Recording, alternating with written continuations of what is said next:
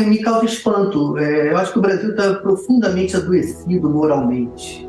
Porque nós estamos falando aqui há 10 minutos de uma pessoa chamada Sérgio Moro, e ele está sendo tratado aqui como se fosse uma pessoa que merecesse todo o nosso respeito, uma pessoa muito digna, muito correta, enquanto que ele é uma pessoa que tramou junto a um acusador para colocar uma pessoa na cadeia. E apenas porque a nossa democracia é juridicamente muito imperfeita, ele logrou virar senador da República. Então é feita uma ameaça à vida dele, que é um fato profundamente lamentável. Ninguém tem que ser ameaçado de coisa alguma. Mas me desculpem, milhões de brasileiros são ameaçados de morte todos os dias pela pobreza em que vivem, pela proximidade que são obrigados a viver com o crime organizado. E agora este homem moralmente desqualificado recebe toda essa atenção porque ele agora foi vítima de uma ameaça também. Pera lá, eu acho isso uma doença brasileira. Eu estou muito mais preocupado com milhões e milhões e milhões de outras pessoas que estão permanentemente ameaçadas e que não serão noticiadas aqui, nem em outro lugar nenhum, porque não tem o prestígio Pedro, que o poder traz para as pessoas. Esse é o meu ponto de vista. Por isso que eu digo, há uma questão de linguagem. O fascismo brasileiro, ele exerce domínio sobre as consciências do povo ao controlar os discursos. Então, quando eu fiz um comentário a respeito do nosso próprio programa, daquilo que nós estamos fazendo aqui, é um convite a vocês, que são profissionais disso, eu não sou, que reflitam sobre esta prática, onde simula-se algo que é muito semelhante a um diálogo, mas que na verdade é uma sucessão de monólogos. E eu me explico. O diálogo pressupõe um sincero interesse no pensamento do outro. Se nenhum de nós aqui temos um sincero interesse no pensamento do outro, nós vamos apenas ouvir, esperar a nossa vez de falar e então confirmarmos aquilo que sempre achamos, porque não estamos nos deixando modificar em momento algum pelo pensamento do outro. E não é só apenas, amigos, este programa. Eu vim a este programa porque queria viver a experiência de estar dentro destes programas que são pretensos debates, que, na minha opinião, me desculpem, não são debates, são monólogos que empobrecem, mais uma vez, a mobilidade do pensamento. Pedro, posso contar? Eu, da minha parte, brevemente, estou profundamente interessado sim no que você está falando e por isso quero estabelecer aqui uma troca e um diálogo. Porque eu acho que existe uma resposta para esse questionamento que você coloca, que não coloca uma notícia dessas, ou a escolha de dar essa notícia numa luz tão ruim. Veja, você tem uma opinião muito negativa sobre o Sérgio Moro, perfeito, direito seu.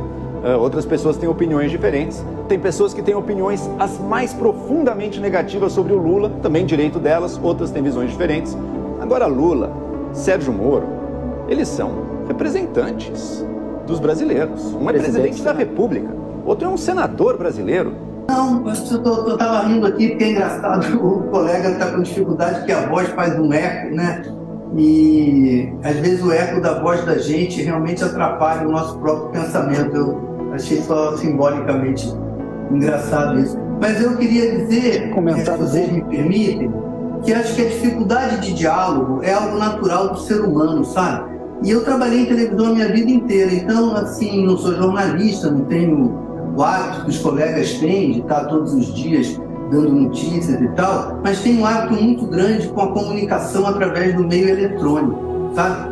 E o meio eletrônico, para quem está assistindo em casa, ele cria uma dificuldade ainda maior de ser permeável à ideia, que não é a ideia que você já tem. E nós estamos falando do Brasil como se o Brasil não tivesse vivido nos últimos 6 anos sob um regime muito agressivo à democracia, entende? Eu acho que não podemos mais falar do Brasil como se o Brasil não tivesse botado na presidência da República um torturador, um homem que defende a tortura e que até hoje há milhões e milhões e milhões de brasileiros que defendem um homem que defende a tortura. E nós tratamos desse fato como se ele fosse um fato corriqueiro da nossa vida democrática. É bom lembrar que Sérgio Moro foi ministro da Justiça de um regime fascista. Então, quando falarmos de Sérgio Moro, não podemos, não é uma questão meramente de opinião, eu gosto ou não gosto, não, é uma questão de fatos. Ele foi ministro da Justiça de um regime liderado por um torturador. Ou eu estou dizendo uma inverdade? Que Jair Bolsonaro que ele era um torturador, literalmente, acho que não, Pedro. Ele era um apoiador da tortura, ele deu diversas declarações nesse sentido, mas acho que não consta que ele tenha torturado ninguém pessoalmente. Eu vou lembrar o momento em que ele torturou uma pessoa pessoalmente. Quando ele fez o voto dele a favor da abertura do processo do impeachment de Dilma, ele fez um elogio ao torturador dela, na presença dela. Pois bem, me desculpem, elogiar o torturador, no caso um torturador condenado, na presença da vítima torturada, é reincidir no ato de tortura. Ele fez isso publicamente. Esse é um ato de tortura. E outra coisa, defender a tortura é também um ato de tortura. Então ele é um torturador. E Sérgio Moro serviu ao torturador. E, no entanto, nós estamos discutindo aqui se Lula falou, se Sérgio Moro, isso e aquilo, como se Sérgio Moro fosse uma pessoa que merecesse o nosso respeito. Me desculpem, Sérgio Moro é uma pessoa desprezível, não é uma questão de opinião. Ele foi ministro da Justiça do governo de um torturador. É isso que me espanta, que esse debate, como eu digo, fique fingindo que que o Brasil não passou pelo que passou. O Brasil não é o mesmo que era antes. O Brasil tem que olhar na sua própria cara e ver que é um país fascista, um país que botou na liderança um homem torturador. Nós não podemos estar fingindo que isso não aconteceu, que é uma questão de opinião, que é uma questão de gosto. Ah, você gosta de Sérgio Moro, eu não gosto de Sérgio Moro. Não é, eu não gosto nem tanto assim de Lula. É que o Bolsonaro... Não é disso que se trata. É outra história, amigos. Jair Bolsonaro era presidente da República, eleito por um segmento da população brasileira.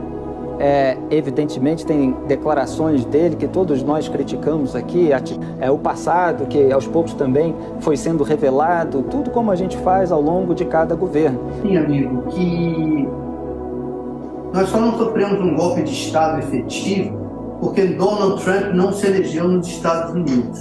Eu acho que se o Trump tivesse se reeleito, muito provavelmente ele apoiaria um golpe de Estado no Brasil, e o grupo desse Jair Bolsonaro e as pessoas em torno dele, eles não têm nenhuma timidez em dar um golpe de Estado aqui no Brasil. E eu vejo essa nossa conversa aqui, que é uma conversa que a gente humanamente tenta descontrair, porque ninguém aguenta ficar tão preocupado e tão sério o tempo todo, mas eu sinceramente não tenho vontade nenhuma de me descontrair quando o assunto é esse. Eu acho que o fascismo brasileiro, ele mobilizou o pensamento. Há 44% disso aí, matar o pesquisa, de pessoas que temem que o Brasil vire um país comunista, o que é um delírio absoluto, né? E, na minha visão, uma das coisas que fez o pensamento ficar imobilizado é a ausência de uma sincera dialética no jornalismo, entende? Por isso que eu insisto nesse ponto. Nenhum capitalista que investe na venda de informação paga para ouvir o que não quer. Nós jornalistas, aqui eu estou sendo irônico, eu não sou jornalista, temos que botar na mesa do público a opressão que nós sofremos dos nossos empregadores. Nós não temos total liberdade. Eu vou falar de mim. Na TV Globo, quando eu trabalhei, eu habitei a interseção ideológica possível entre eu e os interesses da TV Globo. Mas eu não sou jornalista. A minha matéria-prima não são fatos, são invenções. Talvez seja mais fácil para mim dialogar com os interesses do vendedor do meu trabalho do que para vocês, jornalistas. E eu pergunto a vocês são pessoas livres? Vocês, quando vão trabalhar, vocês sentem alguma pressão do interesse do capitalista que emprega vocês? Olha, está na hora da entrevista. O ministro